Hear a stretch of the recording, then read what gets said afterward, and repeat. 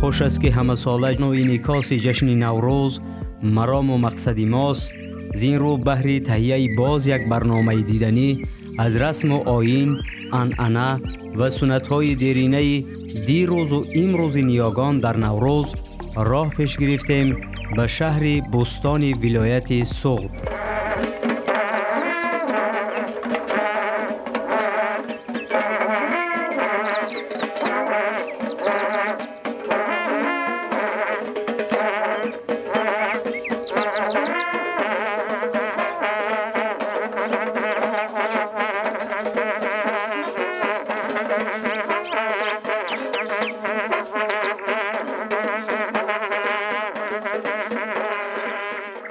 پیش از همه شکرانه استقلالیت می نماییم که در دوران استقلالیت ارزش‌های تاریخی، میراث تاریخی و فرهنگی اجدادی تاجیکان از نو احیا و زنده کرده شد و پیش از همه یکی از نمونه‌های علمی احیای ارزش‌های تاریخی، جشن‌های تاریخی اجدادی تاجیکان این نوروز می باشد.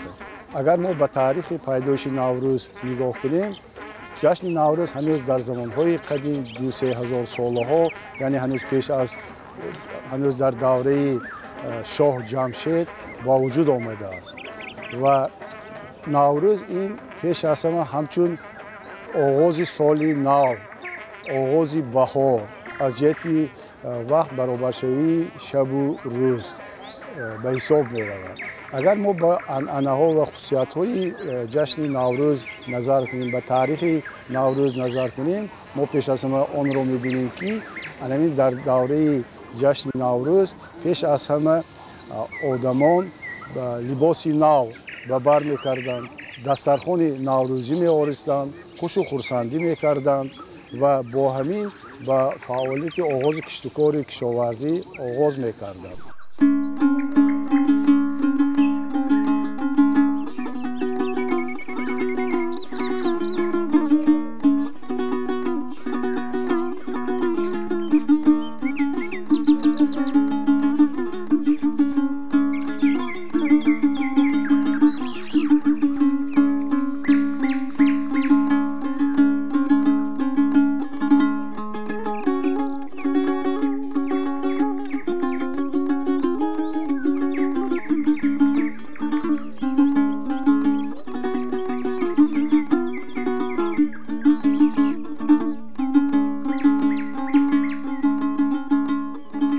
بیا نوروز بر کاشانه ما آفتاب آورد، به شام انتظارانش چراغ ماهتاب آورد.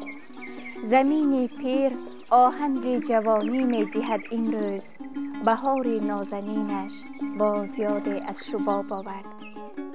جشن نوروز جهانی، جشن نوروز بزرگ تاجیکان که تاریخ 6000 ساله خود را دارد، امروز به وطن عزیز ما تاجیکستان محبوب و دلارا قدم رنجه نموده است و با همین مناسبت تنتنه‌های جشن نوروز در بستان شهر نازنین آغاز گردیده است و می خواهم با این مناسبت تمام مردم عزیز تاجیکستانمان را با جشن نوروز بین المللی، جشن نوروز عالم آرا و عالم افروز مبارکباد گویم.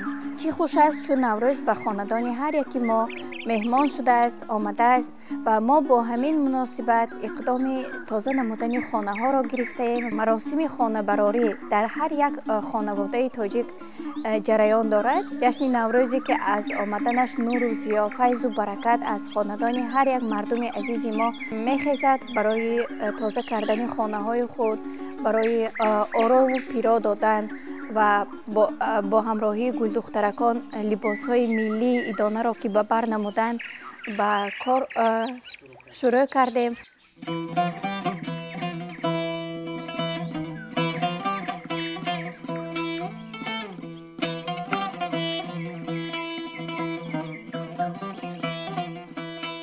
نوروز شد و لاله خوشرنگ برآمد، بلبل به تماشای دف و چنگ برآمد. مرغان هوا جمله بکردند پرواز، مرغ دل من از قفس تنگ برآمد.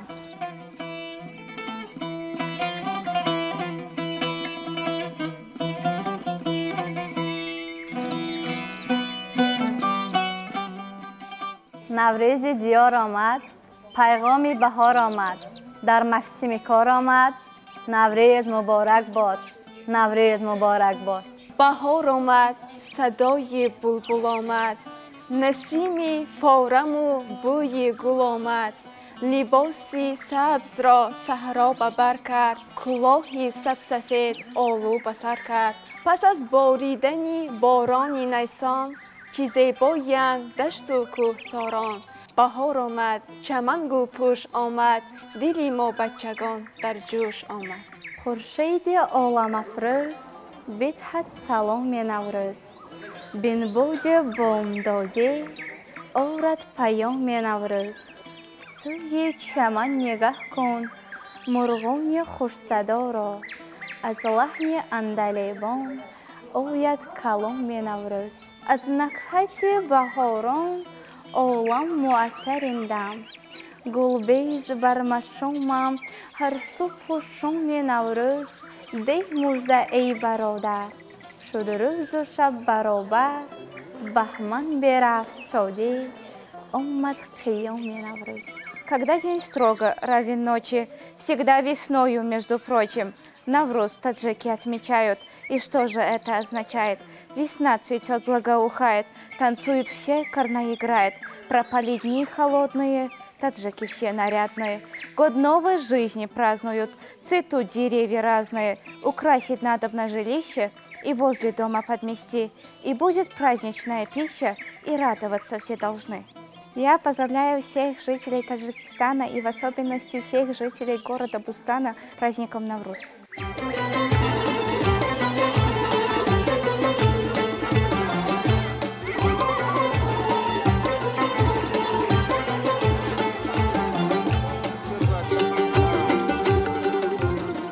نسیم فارم و عطرآگین، فضای بی‌غباری بهاری، باد و هوای دلنشین عجب راحت فضاست کسی را که یک روز خود را در اینجا سپری نماید.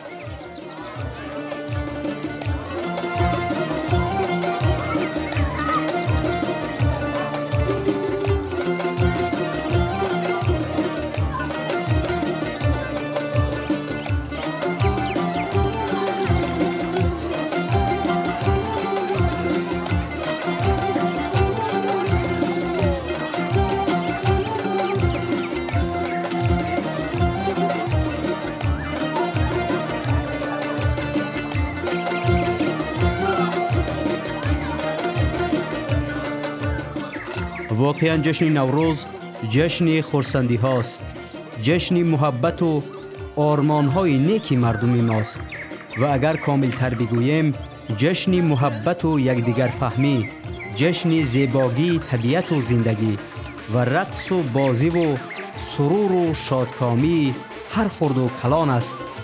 یکی از این سرچشمه‌های پیش از همه اثر بیزوال شاهنامه ابوالقاسم فردوسی به حساب می رود، دیگر نوروزنامه عمر خیام به حساب می رود و در حقیقت نوروز علاوه در زمان استقلالیت از نو احیا کرده شد. یعنی با شرافت، با تشبث و پیگیری های اساسدار صلح و وحدت ملی پیشوای ملت پرزیدنت جمهوری تاجیکستان محترم امامعلی رحمان جشن نوروز جشن بین المللی گردید. یعنی هنوز سال 2009 از طرف سازمان یونسکو جشن نوروز برای خط میراث غیرمادی فرهنگی وارد کرده شد. سال 2010 جشن نوروز جشن بین المللی گردید که این البته پیش از همه برای ما تاجیکان یک شرف بزرگ به حساب می رود. جشن نوروز در سالهای استقلال به جشن وحدت، به جشن صلح، به جشن همدیگر فهمی تبدیل یافت و تمام مردم شریف تاجیکستان صحت، سلامتی، عمر دراز، بردباری ها تمنا دارم. بگذار همیشه زندگی توجیکستان زندگی شایسته باشد و در همین تاجیکستان صاحب استقلال ما به کامیابی‌های نو، به پیشروی‌های اقتصادی اجتماعی سزاوار شویم.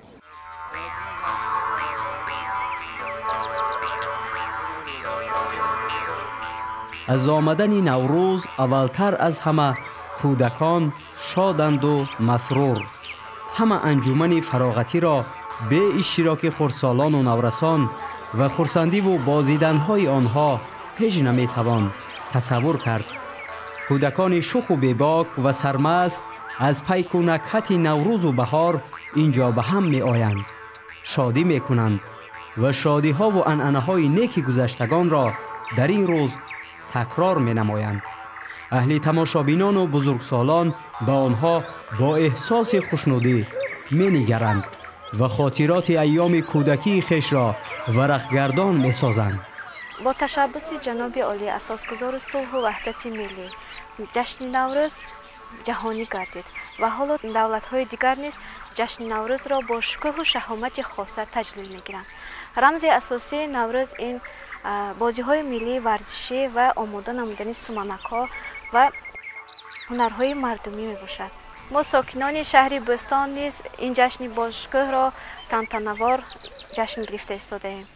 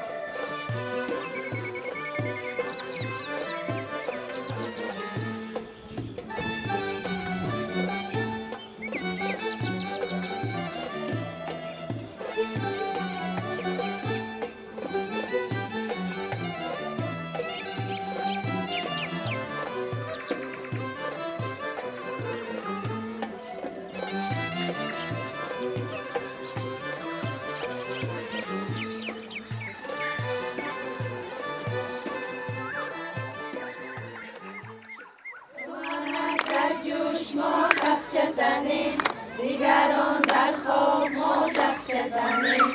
سومنک گویی بهار است، سومنک مژده کار است، مرانه کاری دهقان است، عیدی نوروزی مبارک. سومنک در جوش ما کفچه زنیم، دیگران در خواب ما دفچه زنیم. سومنک در جوش ما کفچه زنیم، دیگران در خواب ما دفچه زنیم.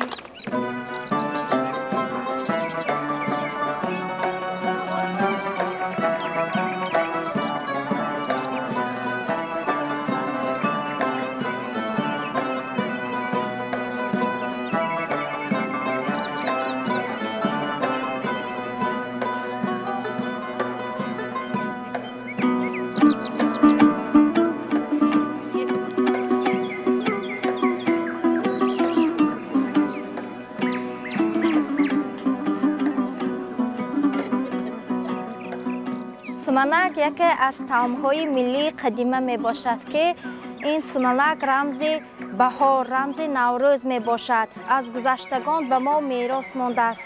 پختنی سومنک که آن را از شیره گندم تیار می کنند. 24 ساعت یعنی یک شب و یک روز در الو پخته بعد طعام آماده می شود که امروز ما با نوان شهر بستان تصمیم گرفتیم این عنعنه قدیمه را ادامه داده سومنک خود را آماده سازه. گذشتگان ما در گرد دیگ سومنک آرزوهای خود را می گفتند. ما نیز امروز جمع آمده عنعنه قدیمه را ادامه داده ایستاده ایم. بگذار در تاجیکستان ما دایم صلح باشد و سرور دولتمان اساسگزار صلح و وحدت پیشوای ملت همیشه با ما باشند. کودکان دائما خرسند و شادی بازی کنند جایی که صلح و آرامی است. البته خنده کودکان در آنجا هست. تاجیکستانمان بگذار سیری و پوری شود. دسترخوان هر یک خاندان تاجیک از طعمهای ملی، از نان، از گندم پر باشد. نوروز ز دور شاه جمشید بوده، از گردشی سال و ماه و خورشید بوده. از اول ماه خرم فروردین چون صبحی سفید و صبحی امید بوده. یا جای ذکر میکنند که دی ماه گذشت و ماه فروردین شد، پیراهن رنگین چمن رنگین شد، افلاک غبار خستگی را شسته، جولانگه ماه و منبر پروین شد. نوروز در تاریخ با نامهای نوروز جمشیدی، نوروز نوبهاران، برابری شب و روز، پیروزی روشنی به تاریکی، روزی به تخت عدل و داد نشستن شاه جمشید و دیگر نامها معروف و مشهور است. و آیین خاص نوروز از آن عبارت است که مردم را به همدلی و همبستگی و آبادی و سازندگی و تحملگرایی هدایت می‌کند. مردم سربلند شهر بوستان نیز در قطار دیگر ساکنان جمهوری نوروز را با رعایت خاص سنت‌های میراث نیاگان تجلیل می‌کنند. از بس که مردم منطقه‌های گوناگون تاجیکستان در شهر بوستان سکونت اختیار کردند، از عرف و عادت و عنعنه‌های پزندگی و سازندگی و دوزندگی و خراطی و آهنگری و دیگر نوع‌های هنری که خاص میراث مردم تاریخی و قدیمی است، در روز نوروز مورد معرض عام می‌گذارند و با این کار خود می‌توانند باز و تاریخ گذشته خود رو آرند و این سنت‌های میراث فرهنگی نیاگان را باز هم معرفی سازند. سرآمدان علم و ادبیات به مثل ابو عبدالله رودکی، شمس الدین دمشقی، عمر خیام، ابو ریحان بیرونی و دیگر بزرگان علم و ادبیات درباره نوروز سخن‌های ارزشمند گفتند. دمشقی ذکر می‌کند که روز نو یعنی نوروز این در این روز گویا خداوند آفتاب را آفرید و اگر منطقاً هم نظر می افکنیم در این روز وقتی که زمستان به آخر می رسد و آفتاب به گرمی بخش‌های شروع می کند، الکی امید به فردای زندگی باز هم بیشتر می گردد. در زمان صاحب استقلالی مملکت ما به این جشنواره‌های ارزشمند نیاگان بیشتر رو آوردیم، به مثل مهرگان، تیرگان، صدف و نوروز خاصتاً که مردم ما خیلی و خیلی در همه گوشه و کنار مملکت در سطح بلند تسجیل میکنند و ما نیز مردم سربلند تاجیکستان را با این جشن فرخنده نیاگان صمیمانه تبریک میگوییم و تمنا میکنیم که هر روزشان نوروز و نوروزشان فیروز باشد.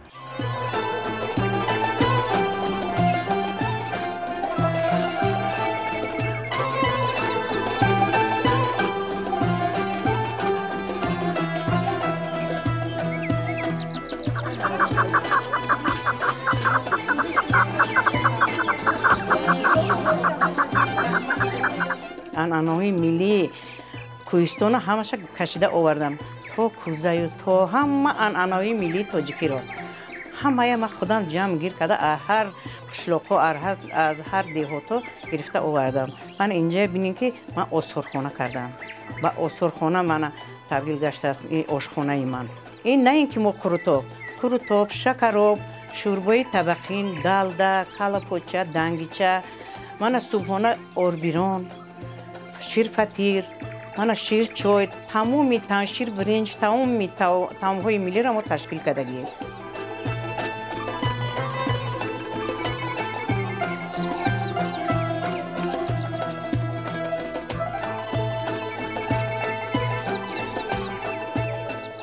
به یادم هست که ما هر نوروزی وقتی که بهار میشد ما خونه‌های خودمون سفید میکردیم، میبروردیم کورپچای و کورپه‌هامون برآورده افتا میدادیم.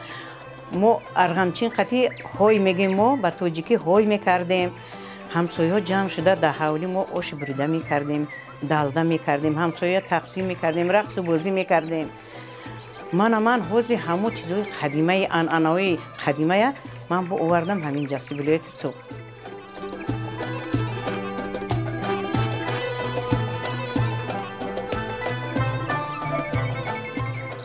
ما نگاه میکنیم که کی نوروز میشود.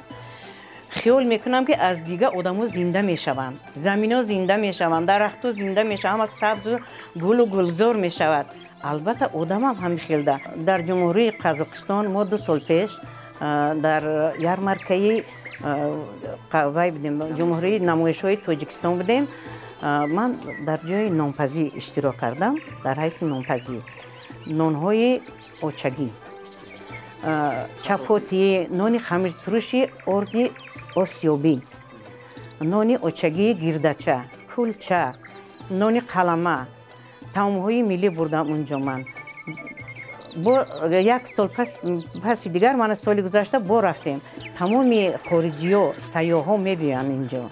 هم خوراک‌های ما رو می‌خورن، معقول می‌کنن، هم رسم می‌گیرن، تماشا می‌کنن و ثبت می‌گیرن. میبرم با در دیگر جهان نشون میدم، با دیگر هاشون دیگه اومده هوس میکنن میبینن. شهرهای من از جمهوری ازبکستان ما همین خیلی مزاجونی داریم که 1 هفته ده 3 بار 4 بار اومده هم میخورن هم میبرن. پروتاب با فطیر و نانهای ما گرفته میرون.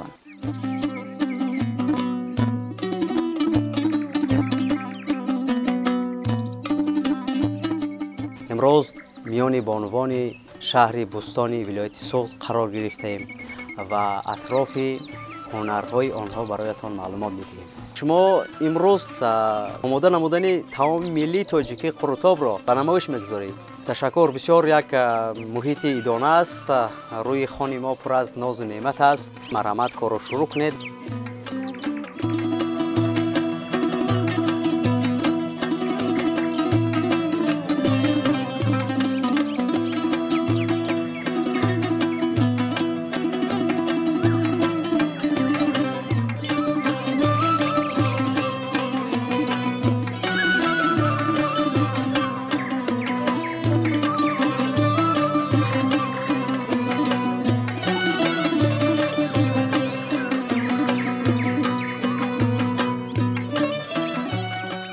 دوستان عزیز، اینک قروتاب طعام ملی تاجیکی که خاصی بهار و نوروز است از جانب هنرمندان انخترش بانوان شهر بستانی ولایت سوخت آماده گردید. نوروز بار دیگر به تمام مردم سربلند تاجیک و تاجیکستانی فرخنده باد.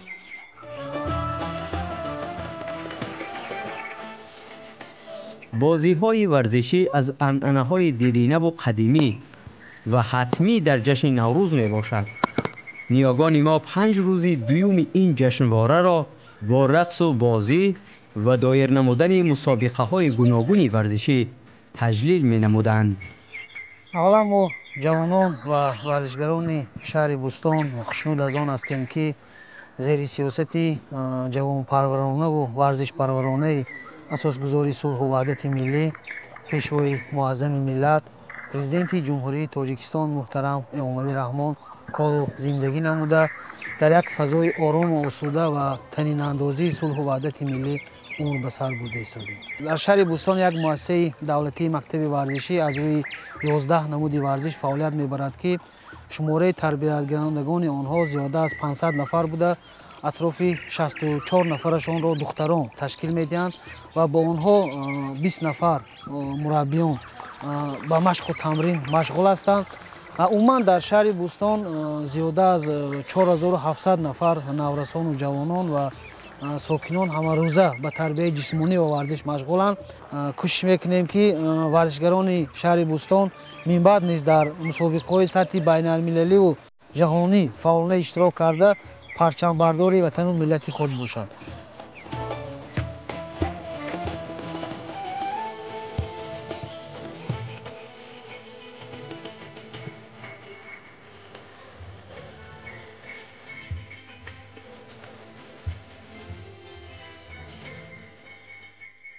بخشیده به نوروز بین المللی تصمیم گرفته شد که مسابقه‌های ملی ورزشی فستیوال بازی‌های ملی ورزشی تشکیل و برگزار گردد. با بازی‌های ملی ورزشی که خاص ملی ورزشی دارند از جمله که در شهر بستان از همین نمودها بسیار نورسان و جوانان شوق و هوس و رغبت دارند بسیار شرکت میکنند در همین مسابقه اشتراک میکنند. این مسابقه ملی گشتینگیری بعدا مسابقه‌های عمومی ورزشی از نمود بندکشی است، دست خوابانی است، مسابقه رفیقانه شاهموت است، ذهنی شاهموت. بعدا سنگ برداری هست که از قدیم هست، سنگ برداری هست و دیگر بازی های ملی ورزشی که بین کودکان و نورسان است، لالک پرانی و چیلک بازی و ریزینکا بازی و سنگچه بازی و دیگر نمودهای ملی ورزشی است که نورسان و خردسالان ما امروز از همون بازی ها بسیارتر شوق و هوس کلان دارند و همون وقت در جشن نوروز به همین نمودها بازی میکنند. ما نیز کوشش میکنیم که در تنتنه های نوروز بین المللی سلسله چهاربینی های گوناگون ملی را تشکیل و برگزار کنیم.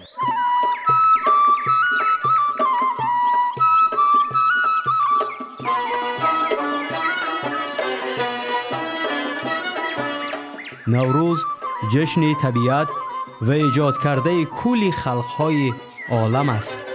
هر خلق بزرگ به آن چیز افزود و به عرف و عادتهای خود نزدیک نمود. نوروز از آن بایتر و زیباتر گردید. این میراث پرارزش هستی یعنی نوروز عجم تولید نخست شادی بشر است، یعنی رسیدن به آستانه روزگار نو، روزنه کشایش و جویش های تازه آرمان هاست.